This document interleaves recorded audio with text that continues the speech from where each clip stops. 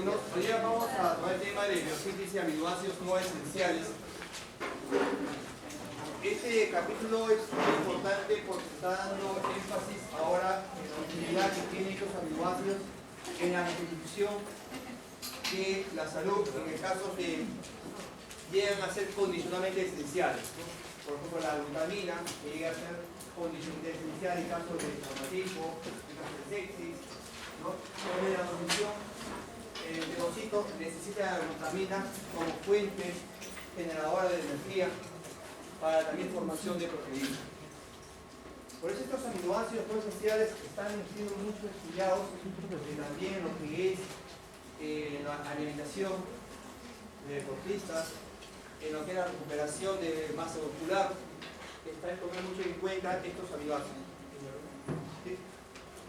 Así es.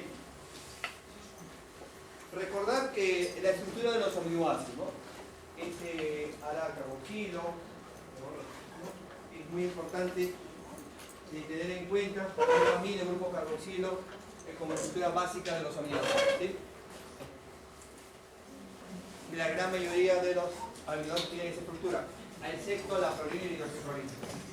Pero recuerden que estos aminoácidos no esenciales pueden ser muy útiles para el organismo, pero hay que saber cómo se originan estos, cómo podemos obtenerlos. Como su mismo nombre lo dice, no es esencial porque el organismo no puede utilizar. Tiene los componentes del cetoácido correspondiente para formar un nuevo aminoácido. 100. Entonces, ¿cómo se forma esto? ¿Cómo el organismo puede utilizarlo? Hay bacterias que pueden captar a nivel de la raíz de las plantas, captar estos grupos aminos o estos nitrógenos que está ahí, para poder llegar a formar el aminoácido correspondiente. Ese flujo de nitrógeno puede ir hasta primero reduciendo el nitrógeno hasta formar amonio. Y esto es importante para formar la síntesis de nuevos aminoácidos. Especialmente pues viene el glutamato y la glutamina. Lo que es el complejo nitrogenasa. El complejo nitrogenasa es el que tiene que ver con todo este suceso bioquímico. El complejo nitrogenasa tiene dos componentes, la reductasa y la nitrogenasa. La nitrogenasa con la reductasa tienen algo en común, sí, porque son moléculas proteicas, los dos tienen hierro. La diferencia es que la nitrogenasa, aparte de eso, tiene molibdeno. Esa es la diferencia que tiene. ¿Ya? Siguiente. El complejo nitrogenasa tiene dos componentes, reductasa y nitrogenasa misma. Para que ocurra esto, hay dos transportadores importantes. El tetrahidrofolato, si nos recordamos, ¿de dónde viene? Tiene que ver mucho con el ácido fólico, tiene que ver mucho con el ácido fólico. Entonces, cuando entremos al capítulo de vitaminas hidrosolubles, vamos a ver cómo el tetrahidrofolato es muy importante en la alimentación y en prevención de muchas enfermedades, puede ser cardiovascular, que más adelante vamos a ver. Pero ¿cuál es su función? Es transportar unidades de carbono de diferentes estados de oxidación, en sus tres estados de oxidación de la unidad de carbono, que es muy importante, que se encuentra en el aminoácido. El otro transportador importante es que transporta el grupo metilo. ¿Cuál? El S-adenosilmetionina. Estos son los dos transportadores importantes en todo el suceso de la nueva biosíntesis de aminoácidos no esenciales, en el complejo nitrogenasa. La siguiente. ¿Hay nitrógeno atmosférico? Sí. Las cianobacterias, que es una de las más importantes que va a fijar el nitrógeno que se encuentra a raíz de las plantas. Hay alimentos que ocurre este fenómeno. Por ejemplo, la leguminosa, tenemos los frijoles, tenemos la soya, también tenemos algunos hortalizas que pueden cumplir esa función. Por eso el valor proteico de un alimento va a depender mucho del contenido de aminoácidos, lo que llama punto aminosídico, aminoácido limitante, que significa cuando un aminoácido falta en un alimento, entonces vamos a ver la calidad proteica de un alimento. Y sabemos que las proteínas, su unidad funcional son los aminoácidos. Entonces, va a haber algunos alimentos que son a hacer déficit en algo, por eso se llama aminoácido limitante. Pero estas bacterias, ¿no?, que se encuentran en el suelo van a ser las que van a fijar el nitrógeno. Y dependiendo de la calidad del suelo, la presencia de bacteria, el alimento también va a ser de buena calidad proteica. Es por eso que los suelos actualmente son fertilizados, ¿no?, adecuadamente con nitrógeno para una buena calidad de un alimento que se va a producir. Entonces, la calidad de suelos va a variar. Entonces, los alimentos actualmente han sido transformados, bueno, que ustedes habrán escuchado, los transgénicos, pero tiene que ver mucho que ver también la calidad del suelo. Se ha visto también que el clima influye bastante también en la calidad de un alimento. Siguiente. Acá vemos que la bacteria invade la raíz de la planta, que se mete leguminosa para formar nódulos y va a fijar nitrógeno. Entonces, es muy importante dónde ocurre esto, en la raíz de la planta. Siguiente. Este es el complejo nitrogenasa, compuestos reductasa y nitrogenasa. Nuevamente, ¿cuál es la similitud? Contiene hierro, son moléculas proteicas, la diferencia que tiene también molibdeno. ¿Qué ocurre? La ferredoxina se va a reducir por la presencia de NAC. Esto va a permitir que va a transferir los electrones que necesita. La reductasa se hace más, para poder transportar los electrones, necesita la presencia del ATP. Se incorpora el ATP a la molécula reductasa para poder transferir los electrones. ¿A quién? A la molécula nitrogenasa. Para que ocurra esto, hay consumo de ATP. O sea, hay hidrólisis de ATP. Hay consumo de ATP. ¿Cuánto se consume? 12 ATPs. Entonces, la nitrogenasa ya tiene los electrones transportados y va a permitir fijar el nitrógeno y poder reducirlo hasta 9. A partir de ahí puedes entrar los cetoácidos para poder formar los nuevos aminoácidos no esenciales. Entonces, muy importante. ¿Y esto se puede regenerar? Sí. ¿Se puede regenerar la ferredoxina reducida? Sí. Por el complejo sistemático de deshidrogenasa pirúvica o por el NAC en su enzima reductasa, la ferredoxina reductasa. La ferredoxina reductasa puede regenerar a la ferredoxina reducida hasta ferredoxina oxidada. Lo importante es que hay consumo de ATP, sí, ¿cuánto se está consumiendo? ¿Cuáles son las similitudes de los dos? Son moléculas proteicas, contiene hierro, para diferencias tiene molibdeno. Para que ocurra esto, tiene que transferir los electrones, tiene que entrar, tiene que fijarse el ATP. Hay una hidrólisis, va a permitir que aumente su transferencia de electrones para la formación de aminoácidos. ¿Cómo se forman los aminoácidos? Tiene que reducir el nitrógeno a 1. Siguiente. Todo lo que les he explicado anteriormente está escrito acá. Siguiente. ¿Cuáles son las enzimas que participan en estos ciclos? La glutamato deshidrogenasa. Glutamato deshidrogenasa para que el amonio reaccione con alfa-acetilbutarato con incorporación de NAC y va a formarse el glutamato y liberación de agua. Otra enzima es la glutamina sintetasa. Glutamina sintetasa. Glutamato formado, la incorporación del amonio con el consumo de ATP se va a formar la glutamina. O sea, la glutamato deshidrogenasa y la glutamina sintetasa. ¿Esto ocurre en los organismos? Sí. Pero en los procariotes, aparte de esas dos enzimas, la glutamato deshidrogenasa, la glutamina sintetasa, hay otra enzima más. La siguiente. Eso no solamente ocurre en los procariotes. Es la glutamato sintetasa.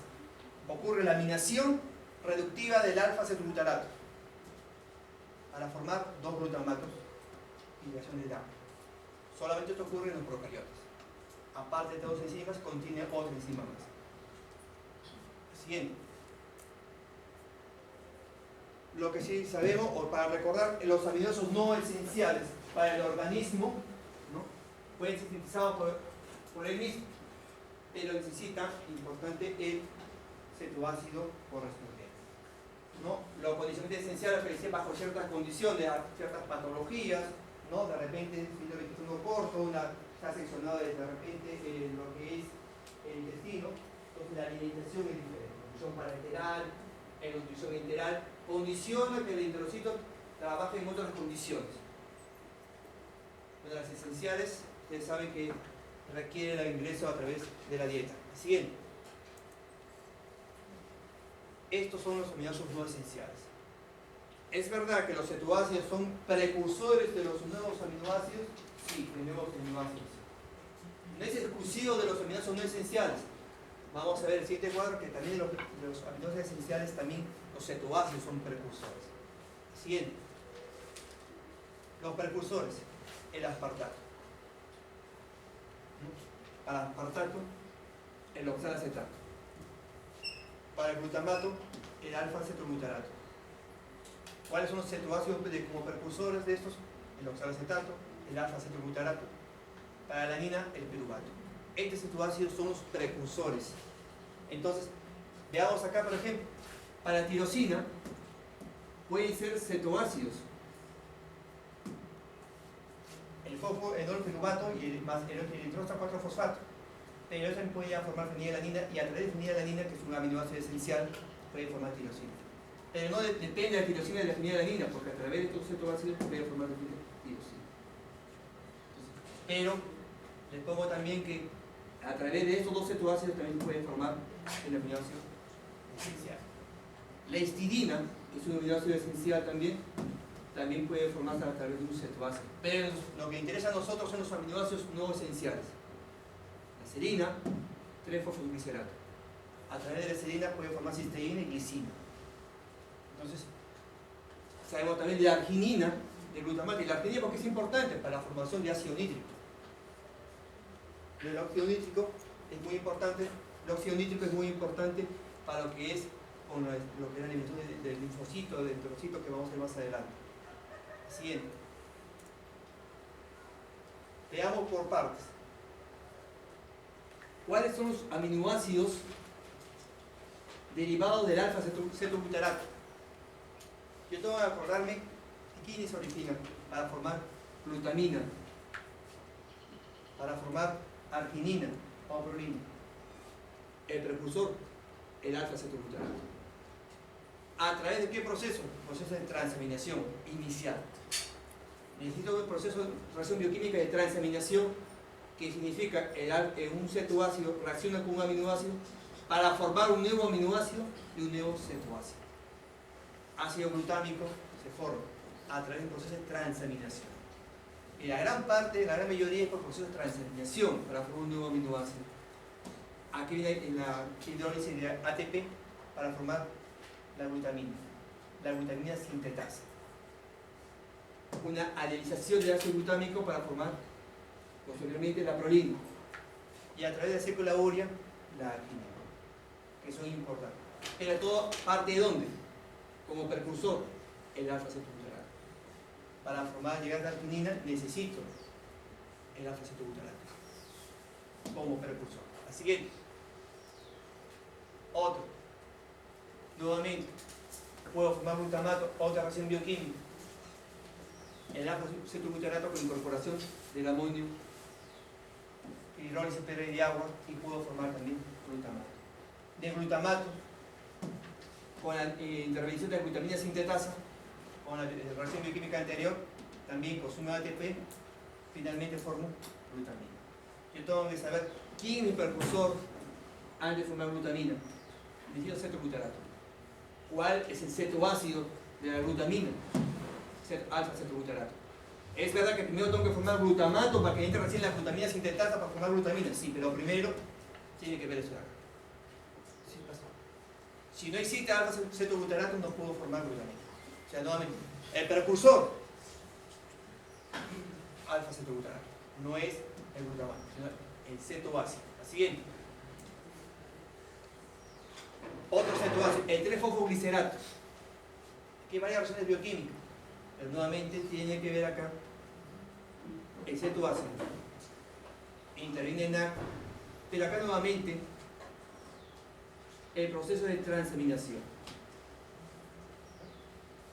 necesito la presencia de 3-fosfoglicerato para formar cisteína, para formar serina.